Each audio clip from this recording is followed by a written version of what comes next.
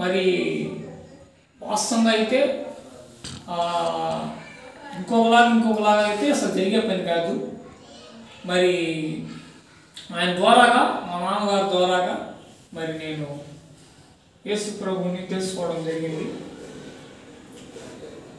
ఎన్నో జీవితంలో ఎన్నో భయంకరమైనటువంటి పరిస్థితులు, ఎన్నో కష్టాలు, ఎంతో కన్నీరు. మరి నా సాక్ష్యం చాలా భయంకరంగా ఉంటుంది. అన్ని కష్టాలు, ఎంత కన్నీరే. వాటి మధ్యలో నుంచి వచ్చి నేను ఈ బైబిల్ పట్టుకొని దీన్ని అనుసరిస్తూ ఉన్నాను.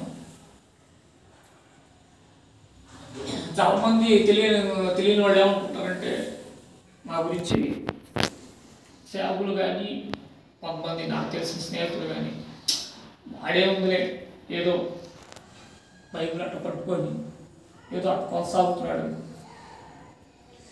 భయంకరమైనటువంటి కష్టాలు నా జీవితంలో ఉన్నాయి, ఎంతో కన్నీరు. అవన్నీ దాటుకొని మరి ఇట్టి రీతిగా ఎన్నో సమస్యలు ఉన్నప్పటికీ, ఆర్థిక ఇబ్బందులు కానీ, కుటుంబపరమైనటువంటి కష్టాలు కానీ ఉన్నప్పటికీ మరి ప్రార్థిస్తాను, ముందుకు సాగుతున్నాను. ఆ కష్టాలను తట్టుకొని నిలబడగలిగే శక్తి మరి దేవుడు ఇస్తా ఉన్నాడు. దేవుడి గనక తోడు లేకపోతే, దేవుడి గనక మనకి శక్తి ఇవ్వకపోతే మనం ఈ కష్టాలు, కొన్ని శ్రమలు వచ్చినప్పుడు మనం తట్టుకోలేము. ఆ గాలికి కొట్టుకొని పోయినట్టు, గాలి పట్టం కనుక ఆ గాలికి అలా కొట్టుకొని పైకి వెళ్ళిపోయినట్టు, గాలి వస్తే దుమ్ము ఏమో ఏ రీతిగా వెళ్ళిపోద్దో కొట్టుకొని అలా వెళ్ళిపోయే పరిస్థితి. దేవుడు తోడుంటేనే, దేవుడు కష్టాల్లో నీకు ఆ కష్టాలను తట్టుకొని నిలబడగలిగే శక్తి దేవుడు నీకు ఇస్తేనే ఏ మనిషి అయినా సరే నిలబడగలుగుతాడు. లేదంటే చాలా కష్టం. మరి ఇక్కడ మత్తయి సువార్తలో 3వ అధ్యాయం 1వ వచనంలో మరి ఆ రోజుల్లో 2000 సంవత్సరాల పూర్వం మరి యేసు ప్రభు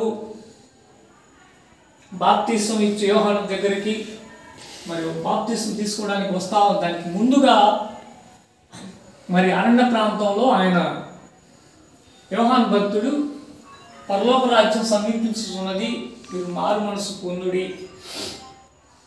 పొందుడని అరణ్యంలో ఆయన ప్రకటిస్తూ ఉన్నాడు. మరి ఇవాళ పరిస్థితి చూస్తే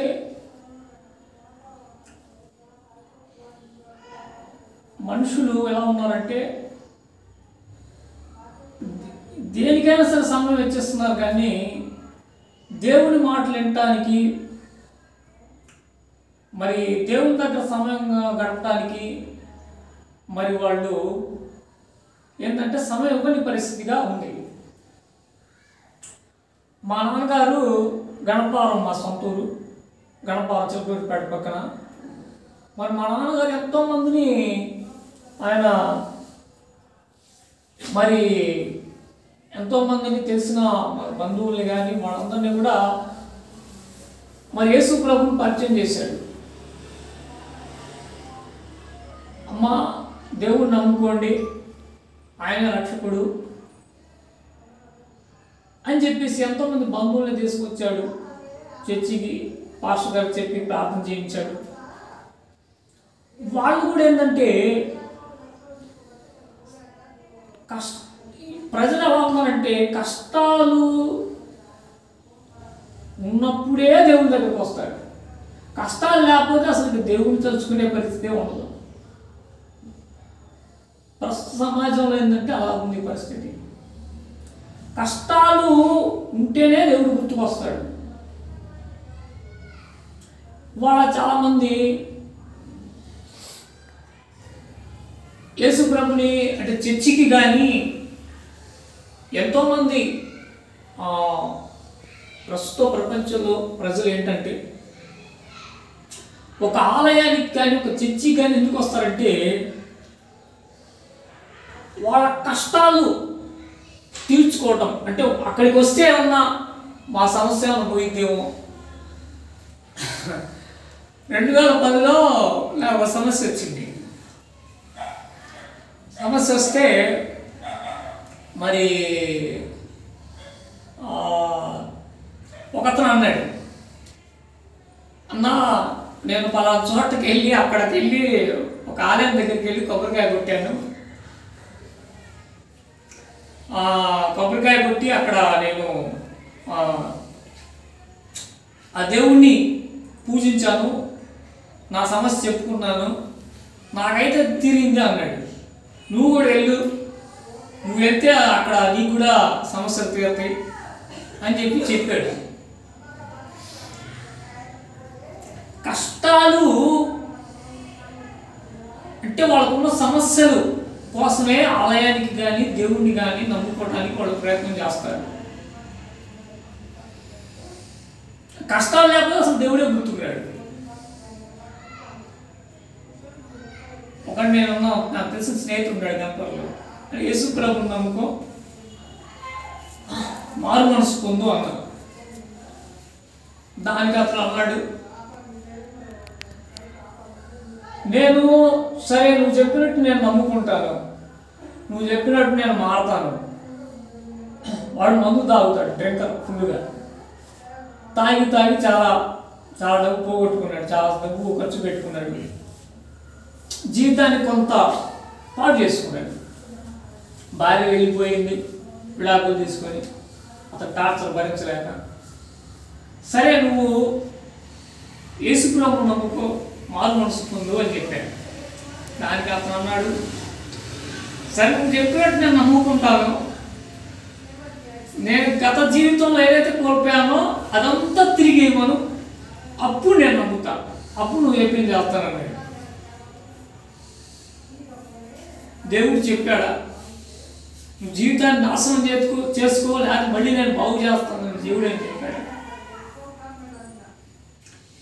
ఏదో ఒక లాభం ఉంటేనే దేవుణ్ణి ఆలయానికి వచ్చి నమస్కారం చేయటం కానీ దేవుడికి మొక్కటం కానీ, అంటే దేవుడిని నమ్ముకోవడానికి వాళ్ళు ప్రయత్నం చేస్తారు, అంటే వాళ్ళ కష్టాలు పోవడానికి. అందుకు కాదు కానీ ఇక్కడ యోహాను భక్తుడు తెలియజేస్తున్నాడు,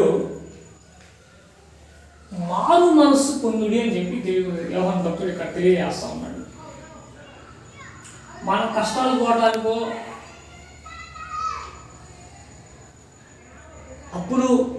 అప్పులు ఉంటే అప్పులు తీర్చడానికి కాదు దేవుని నమ్ముకోవాల్సింది, రోగం పోవడానికి కాదు దేవుని నమ్ముకోవాల్సింది. ఏదో కుటుంబంలో ఉన్నటువంటి సమస్యలు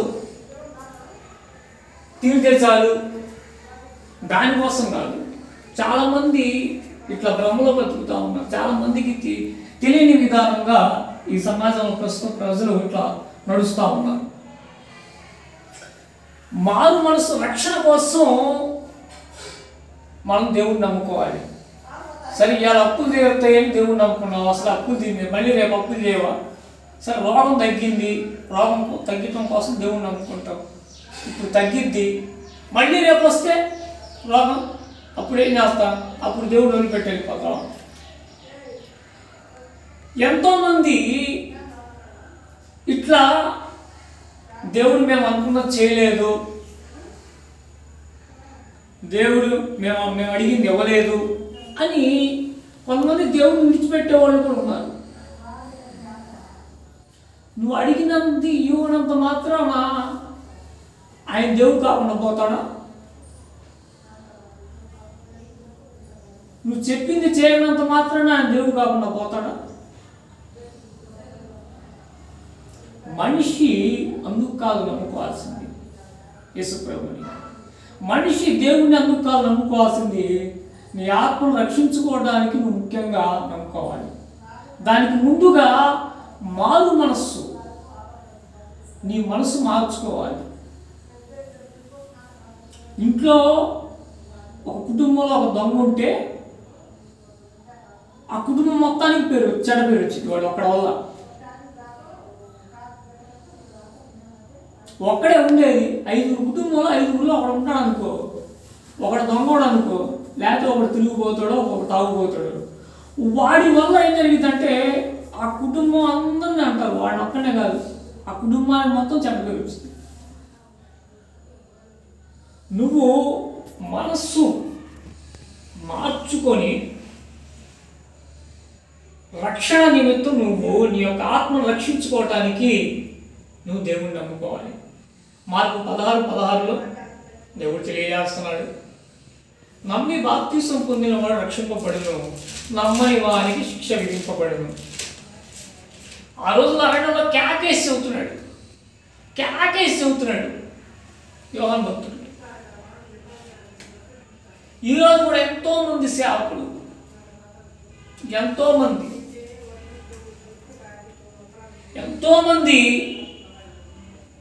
తినక ప్రయాసపడి ఉపవాసాల నుండి కన్నీరు గార్చి నశించిపోయే ఆత్మల కోసం ఎంతోమంది సేవకులు ప్రయాసపడతా ఉన్నారు. సువార్త చెప్పడానికి ఎంతోమంది సేవకులు, మరి ఆనాడే యోహాను భక్తుడు, మరి ఈరోజు ఎంతోమంది సేవకులు మరి ప్రయాసపడతా ఉన్నారు. కానీ ప్రజలకి సువార్త తినే టైం దొరకట్లా. సీరియల్ టీవీ దగ్గర కూర్చొని సీరియల్ చూడటానికైతే టైం దొరికింది, మరి ముచ్చట్లు చెప్పుకోవడానికైతే సమయం దొరుకుతుంది. కానీ ప్రజలకి దేవుని దగ్గరకు వచ్చి మరి సన్నిధానానికి వచ్చి వాక్యం వినటానికి సమయం దొరకట్లా. అట్లా ఉంది పరిస్థితి ఇవాటి రోజున. మారు మనస్సు పొందుడి మీరు అని యోహాను భక్తుడు ఆ రోజు కేకలేస్తా ఉన్నాడు అరణ్యంలో. ఎంతోమంది సేవకులు, మరి స్టెఫెన్ భక్తుడు కూడా మనం చూస్తే బైబిల్ గ్రంథంలో మరి ఆయన ఒకే ఒక మెసేజ్ చెప్పాడు. మరి యూదులు పరిసయ్యులు అందరూ కూడా ఆయన్ని మరి రాళ్లతో కొట్టి చంపారు. దేవుని కోసం ఆయన ప్రాణం సైతం కూడా దేవుని కోసం అర్పించాడు స్టెఫెన్ భక్తుడు. అపోస్తలుల కార్యక్రమంలో మనం చూస్తాం. ఎంతోమంది ఇవాళ రోజున మరి సేవకులు ప్రయాసపడతా ఉన్నారు. సేవకులు చెప్పేవాళ్ళు ఇంకా ఎంతోమంది ఉన్నారు, మరి దేవుని సువార్త ప్రకటించేవాడు. కానీ విశ్వాసులు వినటానికి తిరిగి దొరకట్లా.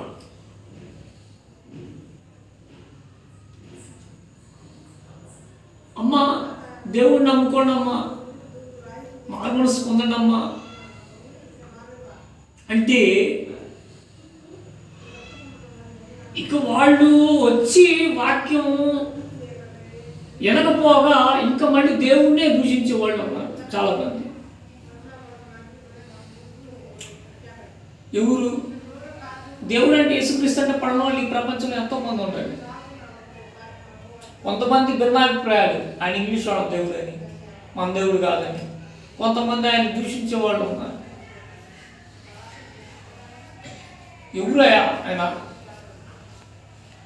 ఏందంట ఆయన గొప్పతనం, ఆ శివులలో వేలాడుతూ ఉంటాడు, ఆ మేకులు కొట్టించుకొని. ఏంటంటే ఆయన చేసేది, ఆయనే కాపాడుకోలేకపోయాడు. ఏందా ఆయన దేవుడు ఆయన రక్షించుకోలేకపోయాడు కదా. ఇక్కడ శిలువ వేసినప్పుడు మనం చూస్తాం బైబిల్ గ్రంథంలో వాళ్ళు అంటారు, శిలువ ఎక్కిన తర్వాత యేసు ప్రభు అక్కడ ఉండి ఇదురు పరిశీలు అందరూ కూడా ఎక్కాలు చేస్తూ ఉంటారు. నిన్ను నీవే రక్షించుకున్నావు, నువ్వేందయ్యా, నువ్వు దేవుని కుమారుడు అయితే నువ్వు శిలువ నుంచి దిగిరా, నువ్వు శిలువ నుంచి దిగితే అప్పుడు మేము నమ్ముతాం. ఇట్లా ఆ రోజుల్లో యూదులు పరిశీలు అక్కడ ఉన్నవాళ్ళు యేసుప్రభు అంటే గట్టిన వాళ్ళు ఎంతోమంది అర్థం చేశారు. ఇవాళ కూడా ఇప్పుడు ప్రస్తుత సమాజంలో కూడా యేసుప్రభు అంటే పడనవాళ్ళు ఈ ప్రపంచంలో చాలామంది ఉన్నారు. ఇంకా నమ్మకపోగా ఇంకా వచ్చి ఇంకా ఆయన విశ్వాసం ఉంచకపోగా ఇంకా ఆయన దూషించే వాళ్ళు ఉన్నారు ఈ ప్రపంచంలో ఇప్పుడు కూడా చాలామంది ఉన్నారు. బైబిల్ చెబుతుంది, సిలువను గురించిన వార్త నశించున్నాక వెళుతాం, కానీ రక్షింపబడుతున్న మనకు దేవుని యొక్క శక్తి అయి ఉన్నదని గ్రంథం ద్వారా దేవుడు తెలియజేస్తున్నాడు. నశించిపోయే వారికి అట్టే ఉంటుంది, నశించిపోయే వారికి అది ఎక్కాలిగానే ఉంటుంది. నశించిపోయే వారికి సిలువ అనేది దేవుడు అనే ఆయన వెరితనంగానే కనపడతాడు.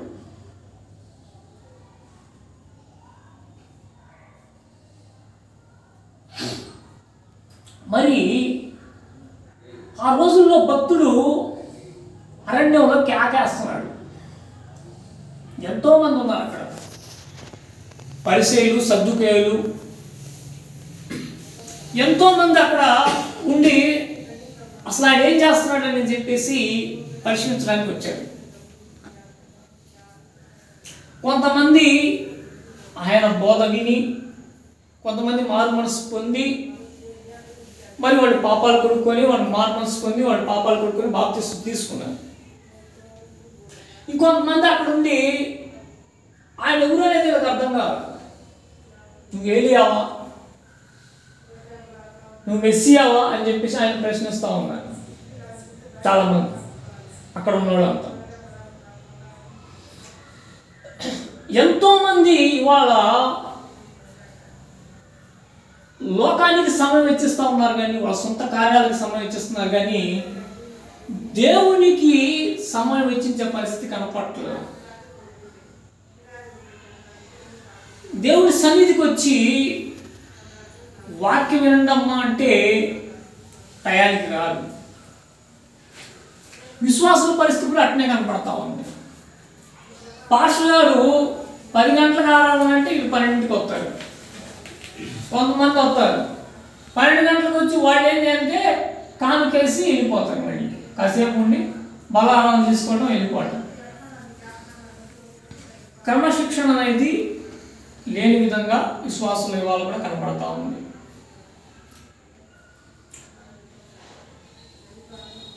ఎంత చెప్పినా కూడా ప్రజలు ఇవాళ మారే పరిస్థితి కనపడట్లేదు. ఎందుకంటే సాతాను వాళ్ళ కన్నులకు గుడ్డితనం కలిగేసింది. బైబిల్ గ్రంథం తెలియజేస్తా ఉంది. దేవుణ్ణి తెలుసుకోనివ్వకుండా సాతాను గాడి అనేక మందిని వాడి బంధకాల్లో వాడు ఇట్లా పట్టుకున్నాడు. ఇవాళ అనేక మంది నశించిపోతా ఉన్నారు. నశించిన దాన్ని వెతికి రక్షించడానికి మనిషి కుమారుడు వచ్చాడని చెప్పి బైబిల్ గ్రంథం తెలియజేస్తా ఉంది. కాబట్టి ఈ కర్మకాలంలో మనందరం కూడా ఎలా ఉండాలంటే సమయమందును అసమయమందును దేవుని యొక్క సువార్తను మనం ప్రకటించే వారిగా మనం ఉండాలి.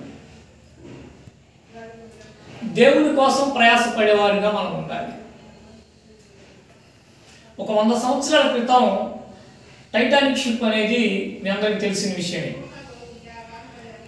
టైటానిక్ షిప్ మునిగిపోయి ఇప్పుడు దాదాపు 100 సంవత్సరాలు అవుతుంది. అది ఒక్కొక్క దేశం నుంచి ఇంకొక దేశానికి బయలుదేరాలి. సుమారు దాదాపు చాలామంది, ఒక నాకు సంఖ్య గుర్తు లేదు, చాలామంది ఒక 2000 మంది 3000 మంది టైటానిక్ షిప్లో ప్రయాణిస్తూ ఉన్నారు. అది ఒక మంచు కొండను ఢీకొని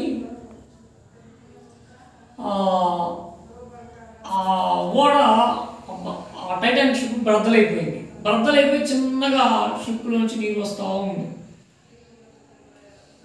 ఒక గంట 2 గంటల్లో షిప్ పూర్తిగా మునిగిపోయింది. కొంతమందిని బోట్ల ద్వారా రక్షించారు, కొంతమంది ఆ షిప్తో పాటే జలసమాధిలో కలిసిపోయారు. టైటానిక్ షిప్ మునిగిపోతా ఉన్నప్పుడు అందులో ఒక సేవకుడు ఉన్నాడు, ఒక పాస్టర్ ఉన్నాడు.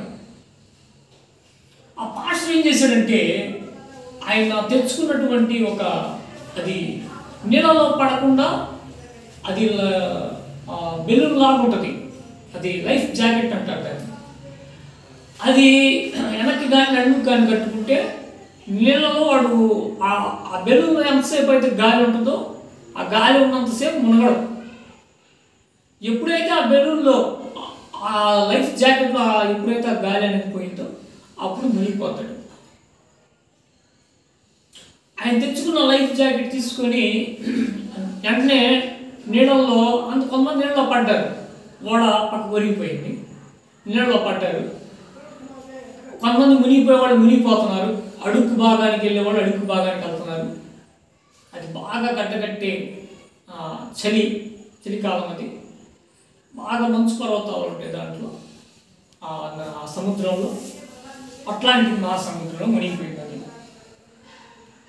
ఈ పాస్టర్ కూడా నీళ్ళలో ఆ బెలూన్ ఉండటం వల్ల అతనికి తను ధరించుకున్నటువంటి మునగకుండా మామూలుగా పైన ఉన్నాడు. ఆయన ఏం చేస్తున్నాడంటే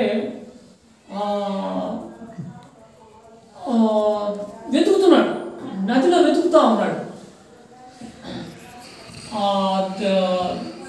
ఎవరైతే అక్కడ ఆ సముద్రంలో ఓడ షిప్లో నుంచి కింద నదిలో పడ్డారో, ప్రజలు నీళ్ళలో పడ్డారో, వాళ్ళందరికీ కూడా యేసు ప్రభు గురించి చెప్తా నదిలో ఈదుకుంటా ఉన్నాడు.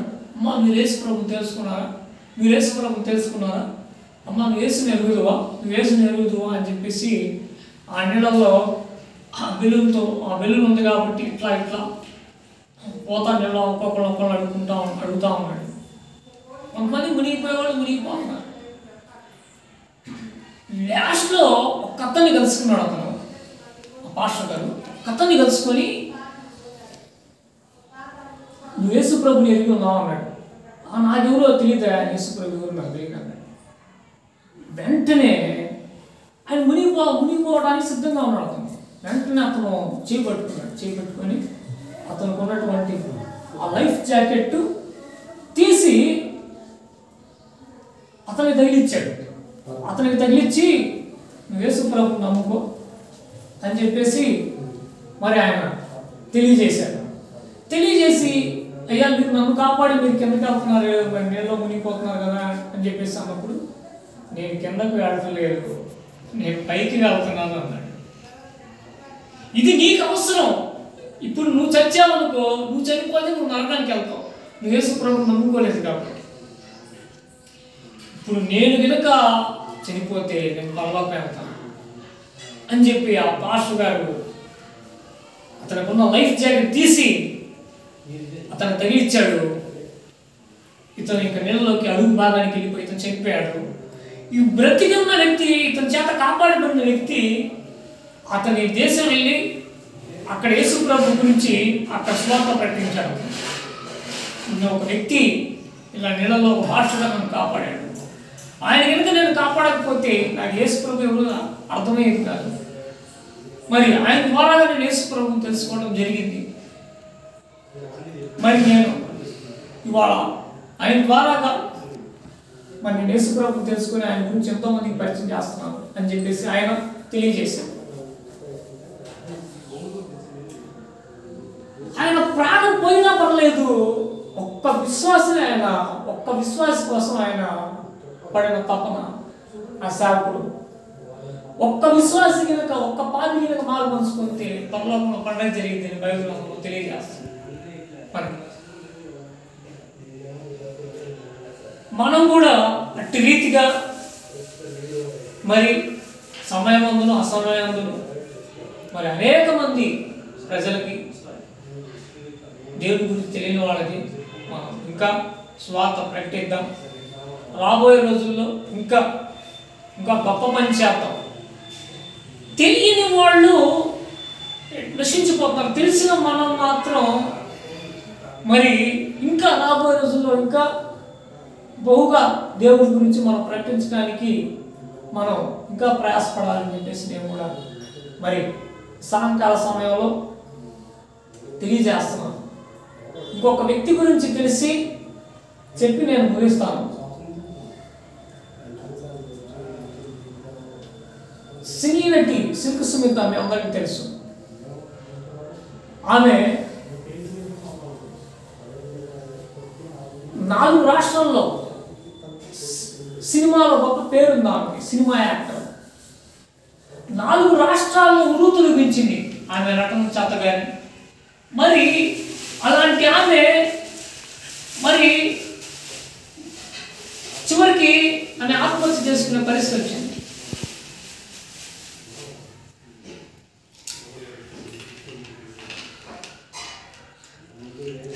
ఆమె ఆత్మహత్య చేసుకొని చనిపోయిన తర్వాత ఆమె యొక్క దేహాన్ని ఒక స్ట్రెచర్ మీద పడుకోబెడితే మొహం నిండా ఈగలు వాళ్తున్నాయి. అది చూసిన కొంతమందికి కన్నీళ్లు ఆగలేదు. సిల్క్సంతో బ్రతుకున్నప్పుడు అస్సలు ఖరీదైనటువంటి వస్త్రాలు,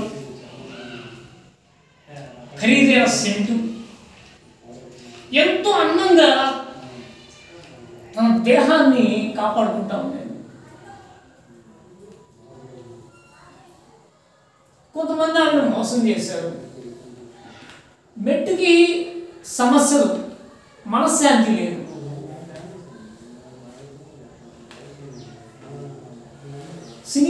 సినిమా ఫీల్డ్ అంటేనే అదొక లోకం, అదొక మాయా ప్రపంచం.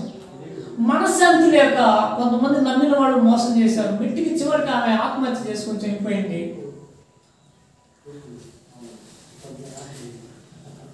తెలియకుండా అదే ఆమె కనుక యేసుప్రభు గురించి తెలుసుంటే ఆమె చనిపోయేది కాదు. తెలియక ఆమె అలా చనిపోయింది. యేసుప్రభు గురించి రక్షకుడు ఉన్నాడు, మనం ప్రేమించే వాడు ఉన్నాడు, ఆయన దేవుడు అని ఆమె తెలుసుకోకుండా ఆమె చనిపోయింది. ఆమె చనిపోతూ పోతూ ఒక లెటర్ రాసింది. ఆ ఉత్తరంలో ఏం రాసిందంటే, నాకు ఈ లోకంలో స్వచ్ఛమైన ప్రేమ దొరకలేదు. ఈ లోకంలో నన్ను ప్రేమించే వాళ్ళు ఎవరైనా ఉంటారేమో అని చెప్పేసి నేను నా చుట్టూ ఉన్న వాళ్ళ వైపు చూశాను, నేను నమ్ముకున్న వాళ్ళ వైపు చూశాను. ఎవ్వరు కూడా అంత నటించేవాళ్లే కానీ నన్ను ప్రేమించేవాడు దొరకలేదు. ఈ లోకంలో నాకు స్వచ్ఛమైన ప్రేమ దొరకలేదు, నన్ను ప్రేమించేవాళ్ళు లేదు, అందుకే నేను చనిపోతున్నాను అని చెప్పేసి ఒక లెటర్ రాసి ఆత్మహత్య చేసుకొని చనిపోయింది. కానీ తెలుసుకున్న మనం ఏం చేయాలంటే, ఇక నుంచి ఇంకా అనేక మందికి, మరి దేవుడి గురించి తెలియని ప్రజలకి అనేక మందికి మనం రక్షకుడి గురించి తెలియజేసి మరి ఆయన సువార్తను మనం ప్రకటించి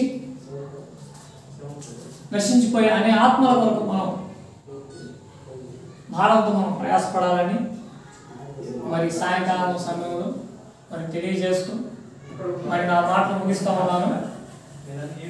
చిన్న ప్రార్థన చేసుకొని మనం తర్వాత ఈ కార్యక్రమాన్ని మనం ఈ ఆరాధనని మనం ముగించుకుందాం.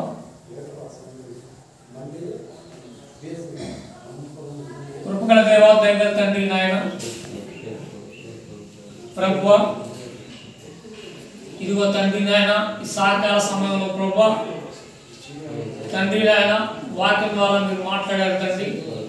ఇదిగో పరలోక రాజ్యం సమీపించుతుంది, మారు మనసు పొందుడని మీరు వాక్యం ద్వారా మాతో మాట్లాడారు ప్రభువా తండ్రి నాయన. ఈ ప్రపంచంలో ప్రభువా నాయన మేము బాధపడితే చూసి నవ్వేవాళ్లే కానీ మమ్మల్ని ఓదార్చేవాళ్ళు లేరు తండ్రి. మా కన్నీరు చూసేవాళ్ళు లేరు ప్రభువా ఈ ప్రపంచంలో తండ్రి. మమ్మల్ని ప్రేమించేవాళ్ళు లేరు నాయన ఈ లోకంలో తండ్రి. నిజముగా ప్రేమించేవాడు ఈ ప్రపంచంలో ఎవరైనా ఉన్నారంటే అది మీరు మాత్రమే తండ్రి. మేము ఎందుకు పనికిరాని వారు ప్రభు, జ్ఞానం లేని వారు తండ్రి. ఇదిగో ప్రభు ఎంతో మంది ఆయన మీరు ఆదరిస్తూ ఉన్నారు. ఇదిగో ప్రభు ఎంతో మంది ప్రభు మీ వాక్యం ద్వారా ఆయన మాతో మాట్లాడుతూ ఉన్నారు తండ్రి.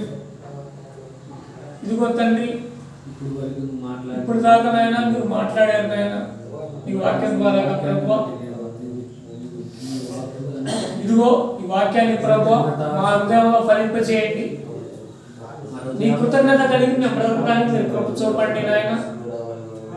తండ్రి నాయన, అనేక మందికి ప్రభువా నాయన స్వార్థ ప్రకటించడానికి మాకు కావాల్సినటువంటి జ్ఞానాన్ని, శక్తిని దయచేసి మీరు కృప చూపండి, కనికరించండి, మమ్మల్ని బలపరచండి తండ్రి నాయన. ఇదిగో ఈ వాక్యం ప్రభువా నాయన మా హృదయంలో నుండి సాతాను ఎత్తుకుపోకుండా ప్రభువా మా హృదయంలో ప్రభువా ఈ వాక్యాన్ని భద్రపరచండి, మీరు కృప చూపండి, కనికరించండి. ఇదిగో తండ్రి, పాటల్లో వాక్య ధ్యానంలో మీరు తోడుండి నడిపించారు, మమ్మల్ని బట్టి మీకు వందనాలు తండ్రి. ఇదిగో నాయన, మళ్ళీ ప్రభా వచ్చే ఆదివారం ఆరాధనంత వరకు నాయన మమ్మల్ని కాచి కాపాడే ప్రభా ఈ నామానికి మహిమకరంగా నాయన మమ్మల్ని బ్రతికించమని యేసు నామములో ప్రార్థిస్తున్నాము తండ్రి. ఆమేన్.